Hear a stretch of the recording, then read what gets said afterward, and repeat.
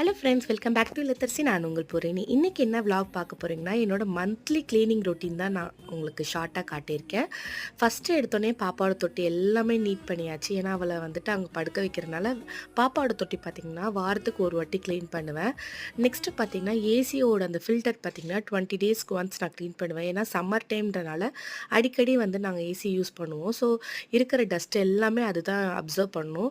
அந்த மாதிரி clean பண்ணிக்கிட்டால் ஏசியோட life time வந்து கொஞ்சம் அதிகமாகும்.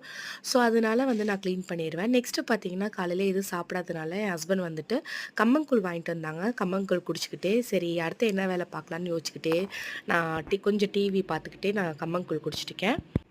நமக்கு என்னதான் உடம்பு சரியில்லைனாலும் நம்ம தான் எல்லா வேலையும் பார்த்துக்கணும். ஸோ வீட்டில் இருக்கிற லேடீஸ் தான் வந்துட்டு அவங்க வந்து எல்லாருமே என்ன நினைப்பாங்கன்னா, வீட்டில் சும்மா தானே இருக்க, என்ன வேலை பார்க்குற, உனக்கு என்ன இருக்குது வேலை, வீட்டில் என்ன சும்மா தானே இருக்க அப்படின்னு ஈஸியாக நிறைய ஜென்ஸ் சொல்லிடுறாங்க.